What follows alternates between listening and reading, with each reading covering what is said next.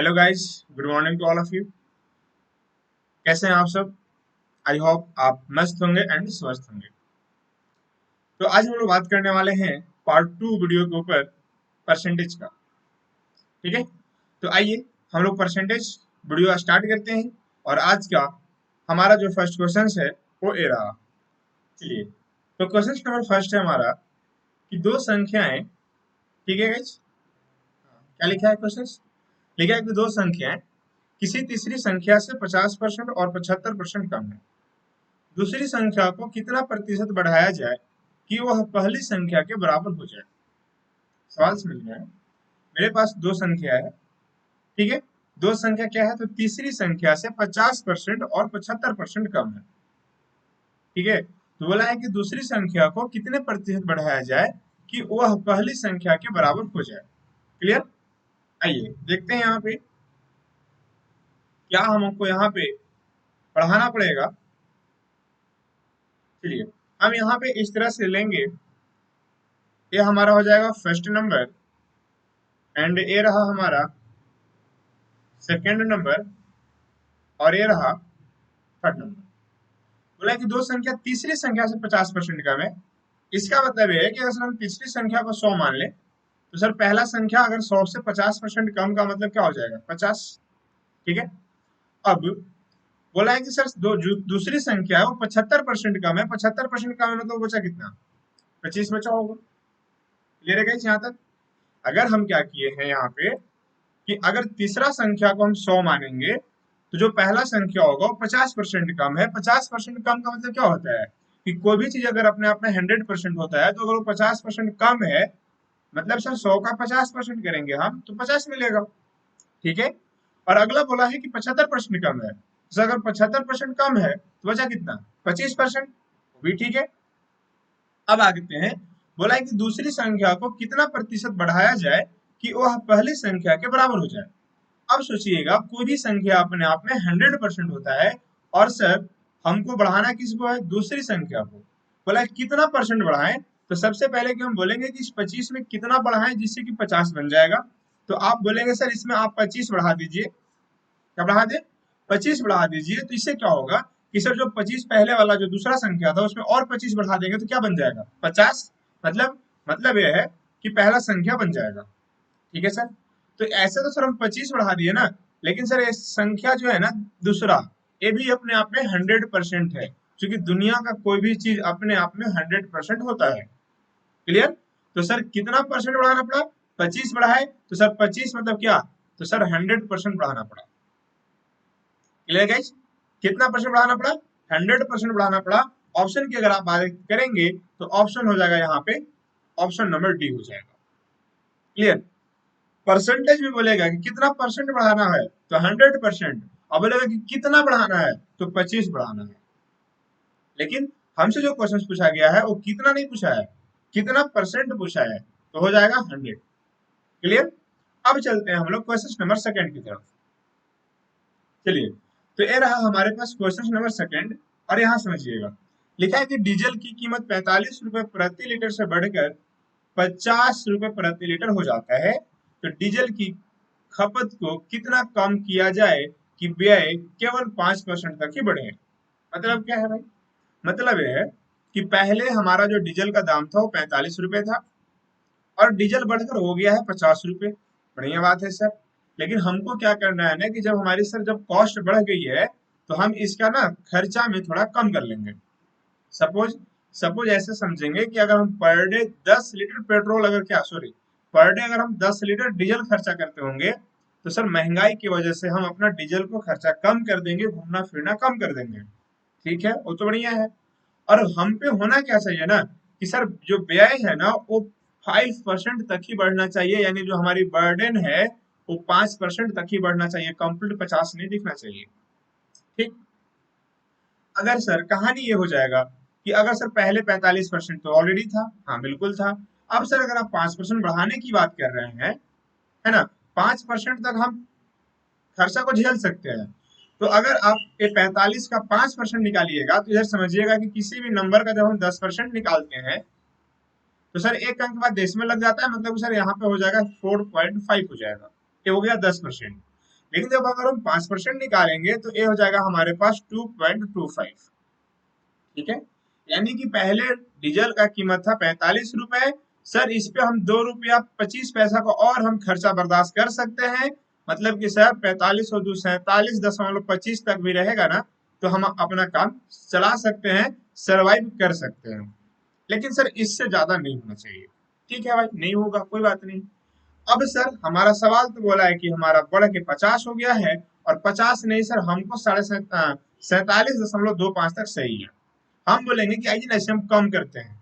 ठीक है, 50 से क्या करेंगे, कम करेंगे किसको, 47.25 को।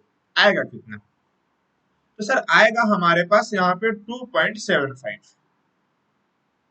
ठीक है, माइनस करेंगे ना 50 से अगर 47.25 को, तो आएगा 2.75। हम बोलेंगे किससे कम किए, तो सर 50 से। हम बोलेंगे प्रतिशत के लिए क्या करेंगे, तो सर गुना करेंगे, कर दीजिए। 50 दूना क्या हो जाएगा 100।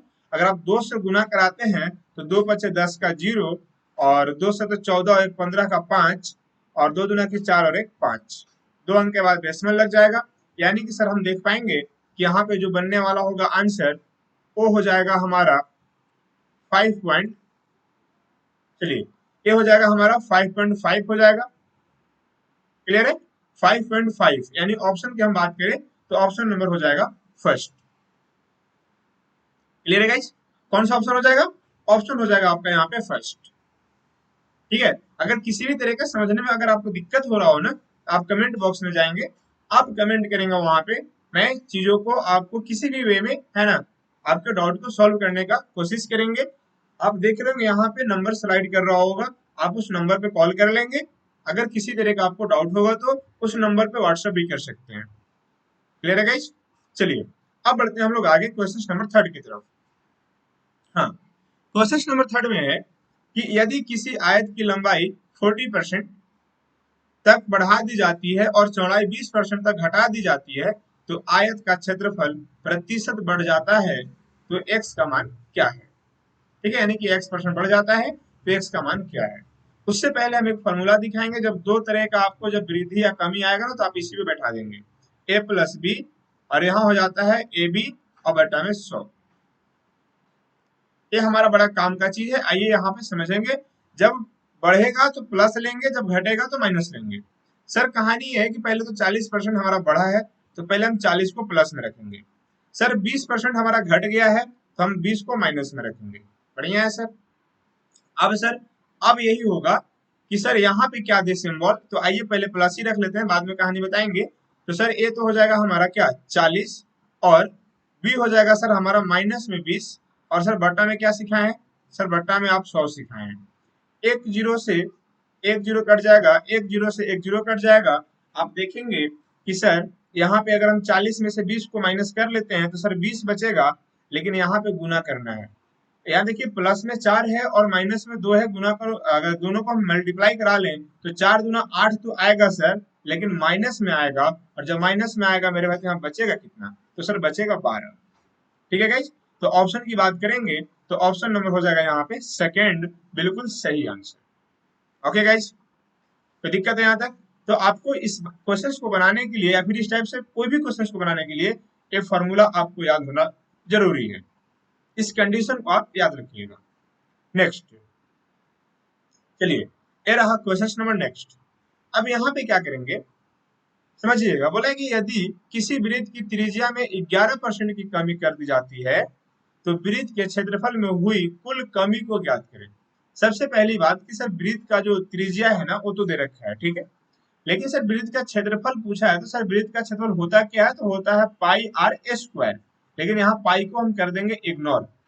ठीक है, पाई जब भी यहाँ पे रहेगा, चाहे गिनती का अगर कोई चीज आ जाएगा, मान लेते कोई दूसरा फॉर्मूला होता, शंकु बिलन कुछ होता, तो गिनती वाला चीज और पाई को हम लोग इग्नोर कर देते हैं, मतलब वैसा चीज को हम इग्नोर कर देते हैं जिसका वैल्यू फिक्स होता है। ठीक है, अब सर यहाँ पे आर स्क्वायर है, आर स्क्वायर का मतलब 2 बार होगा। आर स्क्वायर का मतलब क्या होता है, सेम चीज को 2 टाइम्स करना। अगर सर सेम चीज को 2 टाइम्स करना है तो ऐसा काम कर लें क्या, हाँ क्यों करेंगे, क्या करेंगे, पहली बात तो सब कमी हुआ है तो -11, फिर से करेंगे -11, यहाँ पे क्या लिखेंगे, हम यहाँ प्लस करने सिखाए थे, लेकिन ये -11 फिर से, और यहाँ -11 होगा, और यहाँ पे क्या हो जाएगा, 100 हो जाएगा। अब सर -11 और -11 होगा क्या, तो सर -11 और -11 आपका माइनस हो जाएगा 22, और 11 को गुना करेंगे तो माइनस माइनस प्लस हो जाएगा, और प्लस हो जाएगा सर 121, और सर दो दो जीरो है नीचे ना, तो 2 अंक के बाद यहाँ पे लग जाएगा दशमलव। क्लियर।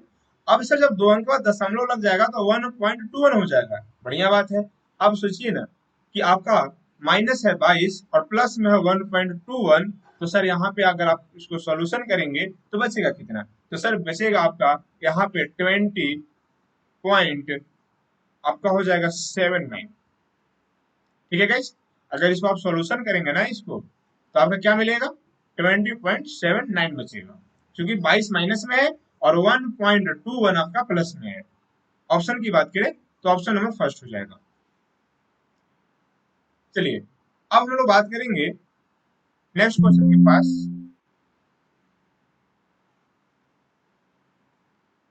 हाँ, तो ये रहा हमारा क्वेश्चन नंबर 5। क्वेश्चन से कि यदि किसी वर्ग की प्रत्येक भुजा को 17% कम कर दिया जाए तो इसका क्षेत्रफल कितना प्रतिशत कम हो जाएगा। फिर से देखिएगा, यहाँ पे 17% कम किया गया है, क्या वर्ग है, एक स्क्वायर है, उसको भुजा को। सर वर्ग का क्षेत्रफल बराबर होता है भुजा स्क्वायर। क्या होता है मेरे भाई, सर भुजा स्क्वायर, भुजा स्क्वायर का मतलब क्या, सेम चीज टू टाइम्स, और जब सेम चीज टू टाइम्स तो फिर से वही कंडीशन अप्लाई करेंगे। सर कम ही हुआ है तो माइनस के साथ करेंगे, -17 और प्लस -17 गुने -17 और बटा में करेंगे सर 100। अगर आप देखेंगे तो 17 क्या हो जाएगा, माइनस का 34 हो जाएगा, और यहाँ 17 होता है 289 होता है। सर 2 अंक जीरो है तो सर यहाँ पे क्या लगा देंगे, डेसिमल लगा देंगे। बचेगा कितना, तो सर यहाँ पे बचेगा हमारा 31.11 बचेगा सर, ये आपका परसेंटेज। ऑप्शन की अगर आप बात करेंगे तो यहाँ भी ऑप्शन नंबर क्या हो जाएगा, ऑप्शन नंबर फर्स्ट हो जाएगा। ओके गाइज, चलिए तो अब हम लोग बात करते हैं क्वेश्चन नंबर 6। चलिए ये रहा क्वेश्चन नंबर 6। क्या है भाई क्वेश्चन नंबर 6, लिखा है कि एक शहर, सॉरी गाइज, देखिए लिखा है कि एक शहर की जनसंख्या पहले वर्ष में 30% बढ़ी और अगले वर्ष 15% कम हो गई। यदि वर्तमान जनसंख्या 11,050 है तो 2 वर्ष पहले की जनसंख्या क्या थी। हमें नहीं पता कि पहले की जनसंख्या क्या थी, मान लेते हैं कि पहले की जनसंख्या x होगा। अगर सर 30% बढ़ा है पहला साल तो डायरेक्टली हम करेंगे 130/100, और दूसरा साल सर 15% कम हो गया है तो 85/100 करेंगे। बढ़ने का मतलब होता है 100 से ऊपर की जाके बात करेंगे, और घटने का मतलब होता है कि 100 से नीचे आकर बात करेंगे। सर डायरेक्टली, अच्छा अब इसके बाद क्या है भाई हमारा प्रेजेंट, तो सर 11,050 है ना, 11,050 है, बढ़िया बात है। एक जीरो से एक जीरो काट देते हैं, सर 17×5 = 85 होता है, और यहाँ से 20 क्या होता है 100। एक काम करें, 17 से इसको हम काट सकते हैं, 17×6 102, और 17×5 = 85, अरे जीरो हो जाएगा। फिर से हम 13 से काट सकते हैं इसको, 13×5 = 65, यानी कि सर 50 बार में कट जाएगा। अब बचा क्या है भाई, तो नीचे सर एगो 20 बचा हुआ है और यहाँ पे 10 बचा हुआ है। सर कंप्लीट अगर हम गुना करा दें 50 और नीचे वाला जाकर के 20 गुना होगा और फिर जाकर के 10 गुना होगा, सर कंप्लीट अगर आप वैल्यू देखें तो सर आ जाएगा आपका 10,000 आ जाएगा। यानी सर ऑप्शन की अगर आप बात करते हैं तो ऑप्शन नंबर सेकंड हो जाएगा। ओके गाइस, तो दिक्कत है यहाँ तक, बातें समझ में आ रही है ना। ठीक है, मैं फिर से एक बार रिपीट कर रहा हूँ, अगर किसी को दिक्कत होगा तो आपका देख रहे होंगे स्क्रीन पे क्या हो रहा होगा, एक नंबर स्लाइड हो रहा होगा, वो आपका व्हाट्सएप नंबर है, वहां पे जा करके क्वेश्चंस का स्क्रीनशॉट कर करके वहां पे आप भेज देंगे, चीजों को आपको बताया जाएगा फिर से, अगर किसी को डाउट होगा तो। क्लियर। चलिए अब हम बात करते हैं क्वेश्चन नंबर 7, और यहाँ पे समझिएगा कि इसको क्या करेंगे। लिखा है कि किसी संस्थान में छात्रों और छात्राओं की संख्या का योगफल 100 है। मतलब कोई एक संस्थान है ना, मान लेते हैं कोई कोचिंग है या फिर कोई स्कूल है, जो भी है, वहां पे छात्र और छात्रा दोनों मिलाकर के 100 लोग हैं, बढ़िया बात है। फिर लिखा है कि यदि छात्रों की संख्या x है, कितना बॉयज है भाई x, तो छात्राओं की संख्या कुल, देखिएगा यहाँ पे कुल छात्रों की संख्या का x% है, तो छात्रों की संख्या ज्ञात करें। इसको हम उड़ाएंगे बाई ऑप्शन। और कैसे उड़ाएंगे वो समझिएगा। यहाँ पे वैसे आंसर तो हो जाएगा 50, लेकिन कैसे होगा समझते हैं थोड़ा सा। सर कंडीशन सेटिस्फाई करना चाहिए। अगर हम सर यदि मान लेते हैं सर छात्रों की संख्या 50, मतलब एक्स का वैल्यू अगर 50 मान लेते हैं, तो सर हमने बोला है कि अगर ये छात्र हैं, है ना, अगर सर छात्र हैं एक्स, तो छात्रा छात्रा कितना है भाई?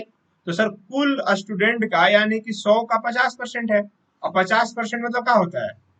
ठीक है, 100 का अगर आप 50% निकालेंगे तो क्या मिलेगा? 50। ठीक है, अगर सर यहाँ से छात्र कितना हो गए? अरे हो गए छात्रा, और दोनों मिलाकर के कितना हो जाएंगे? 100 हो जाएंगे। तो हाँ सर हो जाएंगे, कंडीशन सेटिस्फाई हो गया। हमसे बोला यही था कि जो हमारा छात्र है एक्स, तो कुल स्टूडेंट का x% छात्रा है।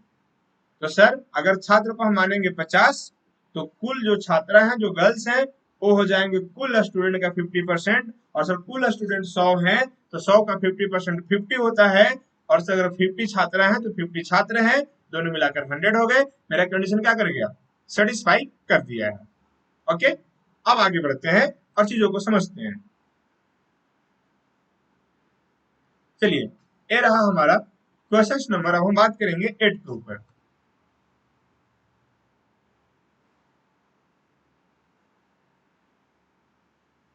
चलिए, ये रहा क्वेश्चन नंबर 8। ये क्या है भाई? लिखा है कि एक चुनाव में उम्मीदवार एक्स को कुल वैध मतों का 70% मत मिले। कहीं इलेक्शन हुआ जिसपे कुल वैध, वैध का मतलब ये होता है कि जो भी वोटिंग हुआ होगा उसमें वैलिड वोट, यानी जो काम का चीजें है, काम का जो बात है, वो 70% किसको मिला? एक उम्मीदवार को मिलता है।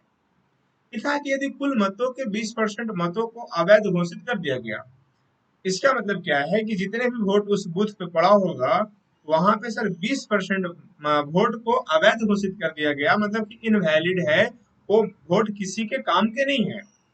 ठीक है, और बाद में लिखता है कि मतों की कुल संख्या 6,40,000 है।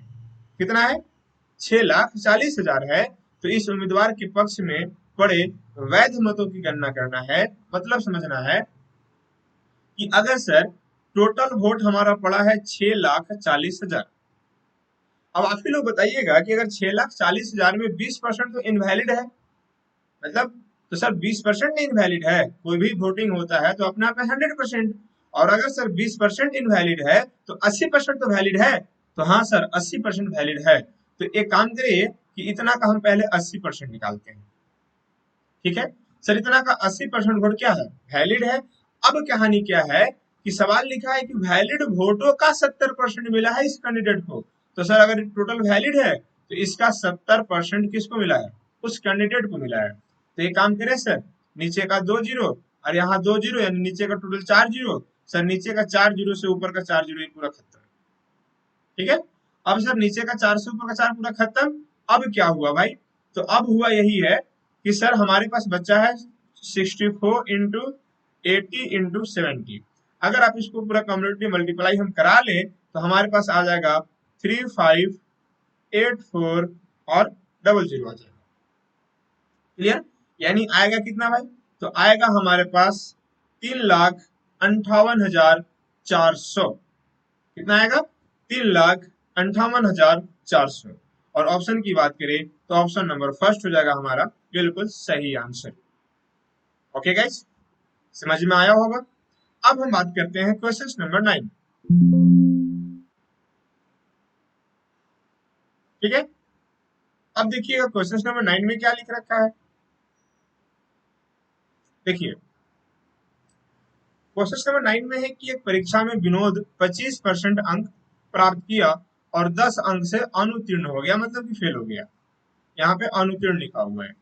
लिखता है कि सचिन ने परीक्षा में 30% अंक प्राप्त किया, जो कि उत्तीर्ण से 20 अंक अधिक ले आया। तो परीक्षा में पूर्णांक ज्ञात कीजिए।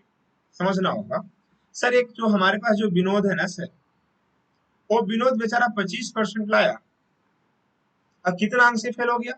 10 नंबर से फेल हो गया, 10 अंक से फेल हो गया। तो हम आपसे एक बात पूछेंगे। क्या पूछिएगा सर? पूछिए। हम बोलेंगे कि अगर मान लेते हैं अगर जो विनोद 25% ला करके जो 10 नंबर से फेल कर गया, अगर इस बंदे को अगर हम 10 नंबर दे दिए होते तो ये बंदा क्या हो गया? तो सर आप बोलेंगे कि ये बंदे तो पास कर जाएगा सर, अगर आप 10 नंबर दे देंगे तो। बढ़िया बात है, पास तो हो जाएगा ना, तो वहां से पास हो जाएगा। अब एक हमारे पास सचिन है, सचिन का क्या कहना है भाई, तो सचिन लाया है बाबू यहाँ पे 30% अंक लाया है, लेकिन क्या है कि वो उत्तीर्ण होने से 20 अंक अधिक ले आया। मतलब ये है कि अगर वो 20 अंक कम भी लाता ना तो क्या कर जाता, पास कर जाता। सचिन अगर 20 अंक कम भी लाता तो पास कर जाता। तो एक काम करते हैं सर कि अगर सचिन को हम 20 कम भी कर देंगे तो पास तो रहेगा ना एटलीस्ट, तो हाँ सर पास तो हो जाएगा।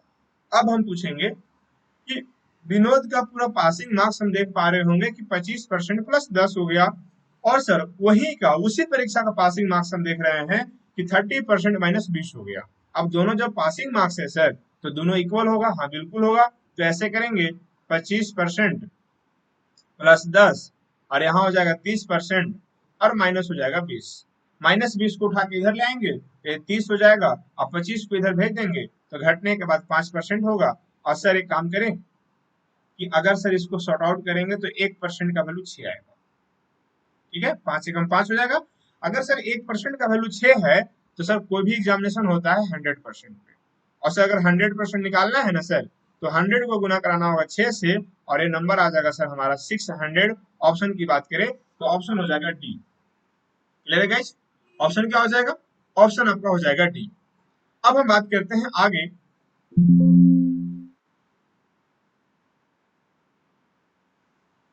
देखिएगा, अब यहाँ पे क्या है, हम लोग कहाँ देखे थे, क्वेश्चन नंबर हम लोग देख लिए थे 9,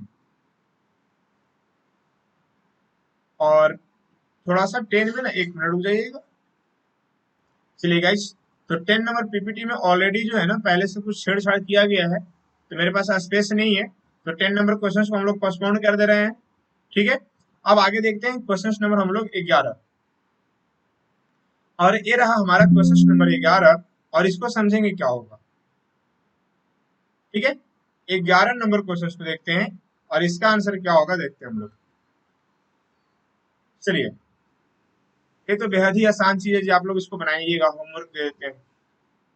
ठीक है, बहुत ही आसान चीज है 11 नंबर, आप इसको बनाइएगा होमवर्क के रूप में और कमेंट बॉक्स में जाकर कमेंट करेंगे। इसके सिवाय ये रहा आपके पास 12 नंबर क्वेश्चन, और इसे भी क्या करना है, तो ये भी आपका होमवर्क रहेगा, और जाकर के इसे भी बनाना है, कमेंट बॉक्स में जाकर के इसको आंसर करना है। ठीक है गाइस, तो आज के लिए इतना ही, फिर मिलेंगे हम लोग नेक्स्ट वीडियो में, तब तक के लिए बाय। और याद रखेंगे आप जाकर के मेरा टेलीग्राम चैनल को ज्वाइन कर लेंगे, वहां पे आपका ढेर सारा चीज देखने को मिलता है। ठीक है, और आपका चैनल का नाम हो जाएगा टेलीग्राम का tricky maths with magic by Pradeep Yadav sir, भाई प्रदीप यादव सर। ठीक है गाइस, तो आज के लिए इतना है।